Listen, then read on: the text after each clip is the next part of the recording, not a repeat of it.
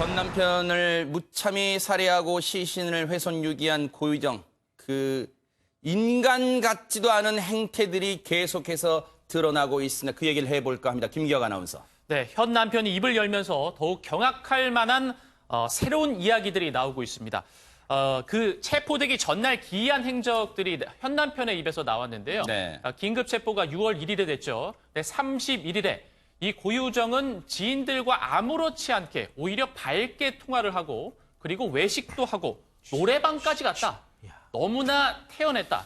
살인자의 면모는 전혀 찾아볼 수가 없었다라고 이야기를 합니다. 아니 5월 31일이면 27일 날 펜션 빠져나고 28일 날 완도행 배편으로 무트로 나왔기 때문에 그리고 30일 날 자기 아버지 소유의 김포집에 있을 때 아니에요? 그런데 그 30일 날 너무나 밝게 지인과 통화하고 외식도 하고 자기 전 남편 이미 무참히 살해하고 시신 훼손 유기한 상태예요. 이미 그때 이때는요.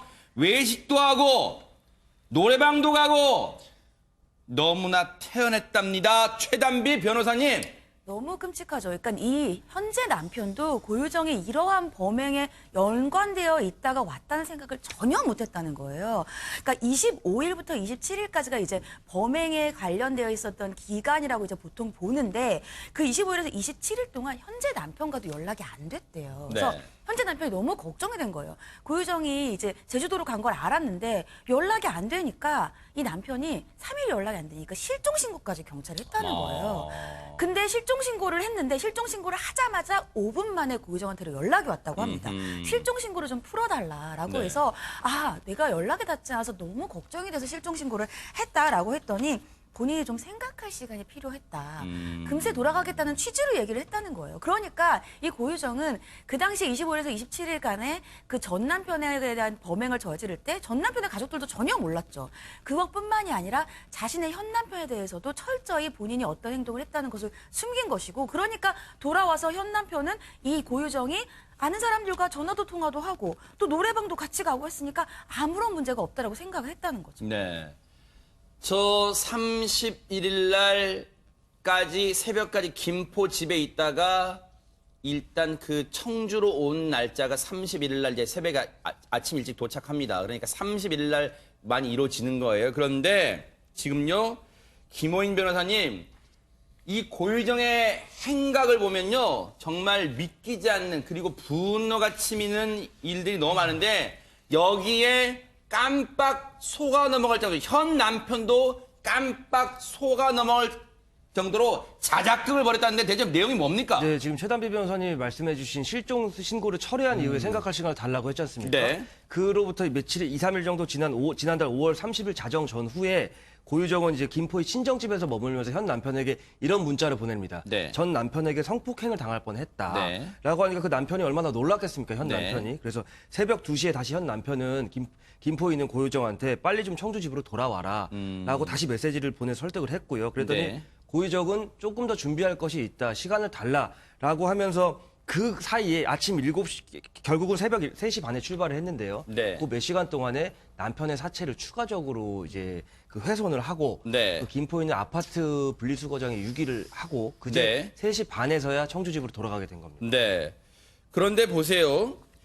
그 사이의 행적이 김복준 의원님 네, 보세요. 도저히 이해가 안 돼요. 물론 현 남편도 얼마나 답답하면 지금 여러 언론과 인터뷰를 하면서 답답함도 드러내고 있어요. 그런데 보세요. 상식적으로 이해가 안 되는 부분도 있어요. 지난달 27일 오전에 고유정을 찾아달라며 경찰에 실종 신고했죠. 실종 신고한 5분 만에 고유정한테 전화가 와요. 실종 신고 풀어줘. 아니 이 사람 당신이 사흘 동안 연락이 안 되니까 내가 실종 신고했지라고 했겠죠. 그런데 그 이후에도 27일 날 바로 청주 집으로 온 게 아니라 여기저기 돌아다녔어요. 그러면 김복준 의원님, 예. 아니 안 오고 뭐 하고 있어? 라고 통화도 했을 법도 한데 어쨌든 고유정은 그 청주집에 현 남편이 있는 청주집에 오기는커녕 여기저기로 돌아다니면서 시신을 훼손하고 유기하고 있습니다. 그러니까 아마 이 현 남편이 이틀 정도 연락이 안 되니까 경찰에 실종 신고를 했고 경찰에서는 휴대폰 위치 추적을 한 것 같습니다. 네. 물론 그 이제 그 소방관을 통해서 합니다, 요즘에. 근데 위치 추적을 하니까 제주 쪽에 있는 게 아마 확인이 된 것 같고요. 네. 어떤 형태로건 고유정한테 이 남편이 실종 신고했다는 그 연락이 간 거죠. 네. 그러니까 이제 고유정이가 바로 전화해서 네. 남편한테 그 실종 신고 풀어라. 네. 그러면서 내가 개인적으로 뭐 할 일이 있고 뭐 어쩌고 했겠죠. 네. 그러니까 이제 경찰에서는 실종 신고를 풀어준 거예요. 네. 그 사이에 이제 고유정은 제가 볼 때 이제 1차 펜션에서 시신 훼손을 한 거 아니에요? 네. 그리고는 이제 이 바로 28일 날 넘어와서 원래 시나리오에 있던 대로 네. 청주로 가지 아니하고 김포로 간 겁니다. 김포로 가서 거기서 2차로 시신을 훼손하고 네. 유기하는 그런 과정을 거쳤던 거고요. 네. 그 과정에서 남편한테 이제 또 알리바이를 만드는 거죠. 아하. 전 남편으로부터 성폭행을 당할 뻔했어나 네. 하고 이제 하니까 남편 입장에서는 또 안타까우니까 아마 남동생 사망한 남동생한테까지 전화했던 모양이더라고요. 네. 너 형 내가 고소할 거야 막 이러면서. 네. 그리고 이제 아내가 안쓰러우니까 빨리 오라고 설득해서 31일 날 이제 왔던 거고 그때 이제 검거가 된 거죠. 네. 그런데 왔어요. 30일 날 전화하니까 이 김포에서 새벽 3시에 출발해서 청주 집에 한 오전 7시쯤 도착했대요. 이 현 남편의 얘기로 치면. 그런데 전 남편한테 성폭행 당할 뻔했다. 그 얘기 듣고 앞서 김복준 의원님 말씀처럼 그 지금 사망한 전 남편 강 씨의 동생한테 항의 전화했죠. 그런데 이거는 뭡니까? 위로와 데이트? 최단비 변호사님, 위로와 데이트를 했대요? 그러니까는 그 당시에는 현 남편은 전혀 몰랐던 거예요. 그러니까 아내가 자기와 연락이 닿지 않았던 3일과 또 아버지 명의의 집에 김포에 있었을 때 무슨 행동을 했는지 몰랐던 거예요. 그러니까 네. 3시 반에 돌아와라 해서 3시 반에 출발해서 오전 7시에 왔죠. 네. 그래서 이제 고유정이 집에 왔단 말이에요. 근데 현 남편은 밤새서 고유정을 기다린 거예요. 그러니까 본인은 잠도 못 자고 고유정을 기다렸어요. 새벽 7시에 고유정이 오니까 이제 안심을 했겠죠. 아, 이제 돌아왔구나. 네. 그러니까 밤새서 했으니까 피곤하니까 일단 잠이 든 거예요. 네. 그래서 오후에 한 1시까지 자고 오후 1시에 일어나서 닫혀 있었잖아요. 우리 봤잖아요. CCTV에서 흰색 붕대를 닫힌 손에 달고 손. 있으니까 아내가 안타까우니까 아내를 데리고 나가서 병원에서 치료를 받게 합니다. 그리고 아내가 마음에 상처를 받을 거라고 생각을 했으니까 네. 치료받고 돌아오는 길에 위로해주면서 같이 데이트도 하고 저녁도 먹고 그리고 노래방도 간 거예요. 그 노래방 갔다는 게 데이트 차원의 노래방 갔다는 데이트하면서 노래방에 거예요? 간 밥도 거예요. 먹고? 그렇게 했는데 이제 와서 남편이 그렇게 생각해보니까 모든 게 이상했던 겁니다. 왜냐하면 그때 제주도로 돌아갈 때 굳이 그냥 제주도 가면 비행기도 타고 갈 수가 있는데 굳이 자기 차를 가지고 배를 타고 가겠다고 했다는 거예요. 네. 그래서 왜 굳이 차를 타고 배를 타고 가야 되느냐라고 그 문제를 언급하고 다투기까지 했는데 이제 와서 생각해보니까 모든 게 다 이상했다는 게 남편의 얘기인 겁니다. 아니 그럼 당시에 김호인 변호사님, 이 현 남편이 전 남편 남동생한테 전화해서 항의했다는 내용은 대체 뭐예요, 그러면? 네, 아까 고유정이 본인의 범죄를 은폐하기 위해서 현 남편한테 거짓 문자를 보내놨지 않습니까? 네. 그거를 현 남편은 당연히 고지고대로 믿을 수밖에 없었던 거죠. 고유정이 보여줬나 봐요, 그걸? 그 문자를 이제 보낸 아. 거죠. 그때 김포에서 청주로 막 넘어오기 전에 네. 그 이제 성폭행을 당할 뻔했다고 이렇게 하니까 이에 화가 난 현 남편이 전 남편의 남동생에게 전화를 해서 그 당신의 형이 이렇게 성폭행을 하려고 했다, 고소하겠다라고까지 얘기를 했다는 그렇게 뭐 겁니다. 고분고분하게 얘기하지는 않았겠죠. 어떤 실제로는 고성이 오갔겠죠. 그렇겠죠. 뭐, 네. 예, 그리고 나서 최근에는 어쨌든지 고유정이 범행이 발각된 이후에는 이 현 남편이 모든 상황을 인지를 하고 언론을 통해서 그 본인이 그 고유정한테 속아서 그 고인의 남동생분한테 했던 지나친 언사에 대해서 사과하고 싶다 이런 의사를 밝혔습니다. 네, 어쨌든 그런데 이 결과적으로 놓고 보면 현 남편은 그 고유정이 자작해서 보낸 문자, 전 남편을 살해하고 전 남편의 휴대폰으로 자기 휴대폰을 보낸 문자를 지금의 남편에게 보여주면서 나한테 성폭행하려고 했던 거 미안하다고 나한테 보냈잖아 문자. 그러니까 눈이 뒤집혔을 거 아니에요, 현 남편은. 그러니까 그렇게 항의를 했던 거 놀아놨던 거예요, 고유정의 행각에. 그런데 김복준 의원님, 예. 이것만 이상한 게 아니라 지금 현 남편은 전처와의 소생이 있는 6살 아들이 있었는데 지난 3월 2일 날 죽었잖아요. 예. 갑자기 죽었잖아요. 그런데 그 아들이 죽은 날 고유정의 행동도 이상하다는 점이 있다. 대체 뭡니까 대체? 네, 그겁니다. 이제 원래는 그 고유정의 지금 전 남편의 아이, 제주도에 있는 아이, 그 아이, 그 다음에 현 남편의 이제 전처와의 사이에서 난 아이, 이거 4명을 둘을 다 데려다 넷이서 같이 살기로 했었대요. 네. 근데 이제 고유정은 자기 친아들을 데려오는 거를 차일피일 미루는 바람에 못 데려왔고요. 네. 이 이야기가 되니까 2월 28일 날 현 남편이 제주도에 있는 어머니 집에 있는 자신의 친아들을 데리고 왔다는 겁니다. 청주로 데리고 왔는데 네. 3월 2일 날 이제 숨진 채 그 아이가 발견이 됐는데 네. 그 과정을 좀 설명을 드리면 네. 그 전날 3월 1일 날 밤 10시경에 아이는 자기 침대에서 잠이 들었다는 거예요. 부부의 침대방에서 예, 부부 그리고 침대방에서 네. 이 두 부부는 고유정하고 같이 10시 밤 10시 20분부터 11시 20분까지 차를 마시고 1시간 동안 네네. 그리고 이제 고유정이 들어가서 잔다고 가고 네. 본인은 현 남편은 11시 20분부터 자정 그러니까 12시 20분까지 네. 1시간 정도 공부를 하고 이제 잠이 들었다는 거예요. 그리고 아침 10시에 일어났는데 네. 아이가 자기 침대 그 발 밑에 있는 데서 네. 엎어진 채 이제 피를 흘리면서 사망을 했다. 네. 이 얘기인데요. 그 사이에 그거는 네. 말씀해 주세요. 예. 이 공복을 1시간이 밤 12시 20분이잖아요. 근데 네. 그 아침에 일어나기 전에 예. 그 아이를 마지막으로 봤던 그 상황이 있잖아요. 그것도 하나 말씀해 주세요. 그거는 0시 이제, 20분에 침대방에 다시 가봤을 거 아닙니까? 그 네네. 아이가 자고 있는 침대방에 갔더니 아이가 삐뚤어지게 이렇게 자고 있어서 네. 바르게 돌려놓고 왔다는 거죠. 아, 잤다는 거죠. 네. 그때 이제 고유정은 다른 방에서 따로 잤다는 거예요. 네, 뭐 감기 걸렸다 어쨌다 그랬잖아요. 네. 그런데 이제 문제는 이분 얘기가 그거예요. 본인이 현 남편이 아침 10시에 일어났는데 네. 일어났을 때 아이는 그렇게 숨져 있었는데 이미 고유정은 이 오래전에 깨나가지고 외출 준비를 다 마친 상태였다는 거예요. 허허. 그러면 고유정이 왔다 갔다 하면서 아이가 쓰러져서 엎어진 상태로 피를 흘리고 있는 걸 못 봤을 리가 없다는 것이죠. 네. 이미 고유정은 남편이 일어나기 10시 이전에 이미 외출 준비를 다 마쳤다면 여자들 보통 1시간 이상 준비하지 않습니까? 그럼 훨씬 전에 일어난 거예요. 한두 시간 전에. 바로 이 사진이에요. 예. 바로 이렇게 보세요. 지금 저기가 이 가족이 자는 부부의 침실 방이에요. 그런데 보시는 것처럼 침대 퀸 사이즈를 두 개를 합쳐놓은 방이에요. 그래서 저렇게 넓게 가족들이 자는 방입니다. 그런데 지금 저 빨갛게 된 부분 보이죠? 저게 혈흔, 당시 아이가 죽은 아이가 흘렸던 그 혈흔이 고스란히 묻어있던 그 자리입니다. 근데 저거를 아이 얼굴보다 더 크게 번져 있었다는 거예요. 이 현 남편 얘기로는 그거를 외출 준비하러 들어온 저 안방에 들어와야 되는데 그걸 들락날락 했던 고유정이 못 봤을 리가 없다는 거예요, 지금. 그 얘기를 하고 있잖아요. 김기혁 아나운서. 네. 그러면서 당시에 밤 10시 20분에 자는 모습, 비뚤어지게 자는 걸 좋게 재웠던 그 아들을 마지막으로 왔던 이 아버지 입장에서는 밤 10시에 일어나 보니까 숨진 채 발견됐다. 그러면 이 아버지라는 사람이 소방관이잖아. 그러면 뭔가 조치를 취했을 거 아니에요. 예, 그래서 이 아들이 숨진 것을 이제 확인하고 호흡이 없다는 것을 확인하고 이 현 남편이 그러니까 아버지가 심폐소생술을 실시했다고 했어요. 근데 네. 여기에 대해서 경찰이 반박을 합니다.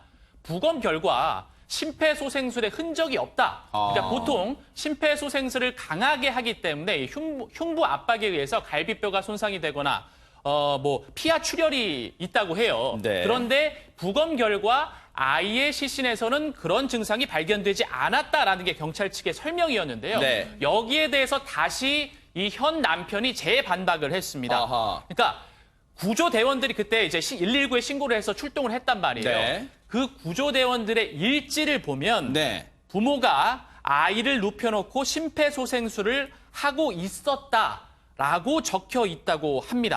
구급 활동 일지를 보면 그렇게 적혀 있어요? 네, 구급대원 도착 당시 네. 거실에 아이를 눕혀 부모가 CPR 중 이렇게 적혀 있었다고 합니다. 네. 이렇게 재반박하니까 김복준 의원님이 네. 경찰은 다시 그러면서 뭐라 그러냐면 심폐소생술 여부가 이번 사건과 큰 관련이 있는 것은 아니다 이렇게 또 하고 있어요. 아니 그러면 애초에 반박을 왜 했어요? 그러면 경찰은? 그거는 이제 반박 이야기는 아니고요. 네. 부검 결과를 설명하는 과정에서 약간의 오류가 있었어요. 네. 부검에서는 일단은 CPR을 실시한 흔적이 없다는 부검 결과가 나오다 보니까 네. 경찰 입장에서는 아버지는 CPR 그 심폐소생술을 했다고 그러는데 네. 부검 결과는 그런 그 내용이 없다. 이제 이걸 좀 의심했던 것 같은데 네. 결국 이 현장에 출동했던 이 응급 구조단이 아버지가 심폐소생술을 하고 있는 거를 일지에 적어놓으니까 네. 그거는 인정하지 않을 수 없는 상황이죠. 네. 이제 그러니까 이제 그 부분을 얘기한 것 같은데 뭐 그거는 제가 생각할 때 경찰에서도 부검 결과만 가지고 그 단정적으로 한 거는 제가 볼 때 잘못이에요. 왜 그러냐면 네. 어린아이 같은 경우는요 연질의 뼈기 때문에 갈비뼈가 꼭 부러지진 않습니다. 네. 그리고 아버지가 아주 어린아이이기 때문에 더더군다나 응급 CPR을 잘하는 분이었으면 아주 살살 응급 조치를 했을 개연성도 네. 있거든요. 그런 점을 좀 고려하지 않은 것 같습니다. 그런데 남편의 이 경찰에 대한 이 뭐랄까요? 부실수사 의혹 제기는 여기서 끝나는 게 아니에요. 뭐냐면 남편 주장입니다. 현 남편. 고유정의 현 남편 주장은 지금 2차 부검 소견이 있었는데 지난달 17일. 그런데 뭔가에 강하게 그 죽은 숨진 아이의 신체에서 사체에서 뭔가 강하게 눌렸을 가능성이 제기되는데 그 근거로 김복준 의원님 네. 뒷목과 등에서 실핏줄이 터져서 생기는 점출혈이 여러 곳에서 발견됐다. 이게 무엇을 의미할까요? 저는 이제 부검 소견이 질식사가 나왔다고 했거든요. 네. 그 질식사가 나왔는데 외력이 행사된 네. 그러니까 뭐 끈이라든지 손이라든지 어떤 외력이 행사된 흔적은 없는데 질식사라고 하면은 하나밖에 없어요. 그건 뭐냐면 푹신한 어떤 도구를 사용해서 비구폐쇄하는 거예요. 그게 뭐예요? 비구폐쇄라는 게. 코와 입이 막히도록 푹신한 어떤 물건으로 질식사시키는 그런 경우가 가능하거든요. 저는 경찰이 그 부분에 집중했었어야 된다고 봐요. 아하. 예, 그래서 압착이라는 말이 지금 나오지 않습니까? 네. 그 압착은 그 도구가 단단한 게 아니더라도 푹신한 걸로도 코와 입을 막을 수 있는 비구폐쇄가 가능하거든요. 그 부분에 대해서 좀 경찰이 주목하고 수사를 할 필요는 있습니다. 아하. 그런데요. 뉴스파이터에서 앞서도 전해드렸습니다마는 지금 이 상황 함께 살려고 아버지가 데려왔는데 이틀 만에 숨졌어요. 그런데 고유정의 기이한 행동, 도저히 이해할 수 없는 행동 여기서 그치지 않는다고 합니다. 김호인 변호사님. 네, 이 아들이 이제 현 남편의 의붓아들이죠. 의붓아들이 사망하고 나서 장례를 아들이 자라난 제주도에서 치러주기 위해서 시신을 이제 운구를 했는데요. 고유정은 이제 현 남편과 함께 제주도로 가려고 표까지 예매해놓은 상황에서 돌연듯 갑자기 사정이 생겨서 자기는 못 가겠다라고 해서 현 남편만 혼자 장례를 제주도에서 치르고 돌아왔습니다. 네. 돌아왔더니 이번에는 아들의 혈흔이 묻어있던 이불과 전기 매트 등을 사실은 그 사인을 밝히기 위해서는 그걸 멋대로 치우는 게 좀 경험치게 반하지 않습니까? 근데 그 이불과 매트리스를 다 치워버린 거예요. 네. 전혀 흔적도 없이 치워버리고 이러한 이제 범행의 수법은 현 남편의 얘기로는 제주도에서 있었던 전 남편의 살인 수법과 그 후에 범행의 흔적을 치우는 패턴과 유사하다라고 네. 주장하고 있습니다. 아니 근데 이게 상식적으로 김복준 의원님 예. 그 혈흔 묻은 이불과 전기 매트를 버리도록 방치한다는 게 경찰이 그러면 이거 증거보전 신청 안 했다는 거잖아요, 이걸. 그 현장에서 현장에 출동해가지고 아이를 살펴보고 난 다음에 그 현장 그 주변은 상당히 중요한 어떤 사건 수사의 보고라고 그럴까요? 그래야 네. 돼요. 그래서 거기를 정밀하게 감식하고 관리하는 건 맞습니다. 그런데 네. 현장에 출동했던 경찰관이 혈흔 자국이라든지 하는 거를 사진 촬영하고 샘플링하고 나름대로 이 변사 사건 처리 규칙에 의거해서 조치를 취했는지 여부는 모르겠어요. 네. 그 이후에는 이 내용이 사라진다고 하더라도 큰 문제가 되지는 않겠지만요. 네. 그러니까 그 부분을 제대로 현장 촬영하고 샘플링하고 다 나름대로 과학수사 기법을 동원해서 네. 그 자료를 확보했는지 여부는 좀 따져봐야 될 것 같고요. 네. 단순히 그걸 치우도록 뒀다는 것만 가지고 얘기해서는 안 될 네. 것 같고요. 그 다음에요. 네. 제가 좀 꼭 한번 따져보고 싶은 게 네, 있는데요. 말씀하십시오. 네네. 그 현장에서 고유정은 다른 방에서 잤다고 했고 아버지하고 한 방에서 같이 잤다고 했을 때 고유정의 당일 감기약을 먹고 감기 때문에 다른 방에서 잔다고 했던 사람이 다른 방에서 잔다고 얘기했잖아요. 그러면 당일날 고유정의 어떤 그 동선을 경찰이 파악했는지 그게 좀 궁금해요. 그러니까요. 몇 시에 일어났는지 아이가 사망한 시간 추정해서 네. 그 직전에 고유정의 그 저 기상 시간까지 한번 이 대조를 해봤어야 되거든요. 네. 지금 앞서 요 문제는요, 이 현 남편의 인터뷰를 근거로 하나 말씀드릴게요. 현 남편의 인터뷰 중에 이런 얘기 나옵니다. 현 남편이 그랬어요. 경찰이 그랬답니다. 이 정도 혈흔 가지고, 앞서 그 매트에 있었던 혈흔이 있죠? 이 정도 혈흔은 소량이며 타살 증거로 보기 어렵다면서 증거 보전을 하지 않았대요. 증거 보전하지 않아서 폐기됐다고 지금 경찰을 비난하고 있는 게 이 현 남편의 입장인 겁니다. 참고로 말씀드리는 거예요. 그런데 김기혁 아나운서, 네. 지금 아직도 시신조차 찾지 못하고 있는 이 피해자 강모 씨, 그러니까 고유정의 전 남편, 그 유족들이 고유정에 대해서 뭔가 이 요구하고 있는 상황이 있다면서요. 고유정의 친권 박탈, 이게 대체 무슨 말입니까? 네, 그러니까 현재 사망을 한 전 남편 강 씨의 법정 상속인은 아들입니다. 네. 그런데 성인이 될 때까지 친권을 소유한 게 고유정입니다. 네. 그러니까 이 고유정이 재산을 다 관리할 수 있는 거죠. 아들이 이제 법정 상속이니까요. 여기에는 예금과 뭐 사망 보험금 비롯해서 유무형의 재산이 다 포함되어 있는데 이 강 씨가 박사 과정을 밟고 있는 학생이라고 했잖아요. 이 학생 시절에 박사 이제 연구를 하면서 국제적으로 또 인정받은 논문 여러 편도 썼다고 해요. 네. 그러니까 이 특허권도 갖고 있는데 이 특허권까지 모두 고유정에게 넘어갈 수 있으니 이것을 친권 박탈을 하자라고 네. 해서 소송을 이제 제기를 하는 겁니다. 네. 이거 친권 박탈 가능합니까? 김호인 변호사님? 네, 이 친족이나 지방자치단체 장애 청구에 의해서 가정법원은 이를 판단을 할 수가 있고요. 주로 판단의 기준은 원래 친권자가 자녀의 이익과 행복을 이제 심하게 이렇게 해쳤느냐가 기준이 되는데요. 보통 통상적으로 그 부모가 강력범죄에 휘말리게 되면 이 친권 상실을 인정을 해주는 편이고요. 그러니까 가정법원은 이 현재 살인 사건에 대해서 최종 형사 판결이 나기 전에도 네. 친권 상실을 선고할 수 있습니다. 네. 지금 이 아이가 지금 걱정되는 건 이 아이가 글쎄요. 제주에 있는 걸로 지금 전해지고 있는 친정집, 고유정의 친정집. 걱정되는 건 이 아이가 지금 이 사건을 접했을까 접하지 않았을까 아마 여기에 좀 많이 걱정이 쏠린 것 같습니다. 김동철 원장님. 접하지 않았을 가능성도 상당히 높습니다. 이게 상당히 충격적인 부분들이기 네. 때문에 또 아이가 상당히 어린 부분들이 있기 때문에 접하지는 않았을 텐데 중요한 건 뭐냐면 지금이 중요한 게 아니고요.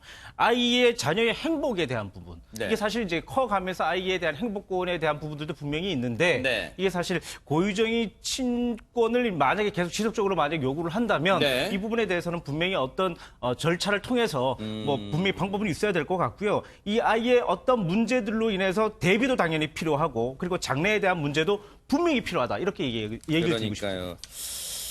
어쨌든 왜냐면 아이는 소중하기 때문이에요. 아이가 무슨 죄입니까? 그런데 최단비 변호사님, 지금 숨진 그 피해자 전 남편의 유품이 추가로 공개가 됐는데 주변 분들을 먹먹하게 만들었다면서요. 네, 이 동생분, 피해자의 동생분이 대학원 연구실에 가서 이제 유품을 정리를 하는 과정에 책 2권이 나왔습니다. 이 책 2권이 비양육 부모 길라잡이라고 해서 이혼을 했잖아요. 자신이 아이를 양육하지 못하니까 아이에 대해서 면접 교섭이나 아유. 양육비와 관련된 책을 그동안 내용을 숙지를 한 거예요. 근데 아이고. 그 책 안에 아들의 사진이 들어있었다고 합니다.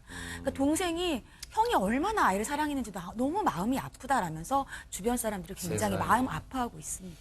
아유, 너무 가슴 아픕니다. 이런 가운데 김복준 의원님, 해경이 해양 수색 종료했다는 얘기 있어요. 증거 못 찾는 거예요? 이게 지난 12일 날 오후에 그 고급면 바다 위에 그 가구들이 양식장 인근에서 뭐 이 검은 비닐봉지에 부패한 물체에 있어서 네. 살펴보고 놀래가지고 도로 버렸다는 거 있었잖아요. 네. 그것 때문에 수색을 했는데 아직까지도 발견하지 못하고 있어서 네. 굉장히 안타깝습니다. 지난 16일 일단 수색은 종료했다니까 얼마나 유족들의 마음은 타들어가겠습니까?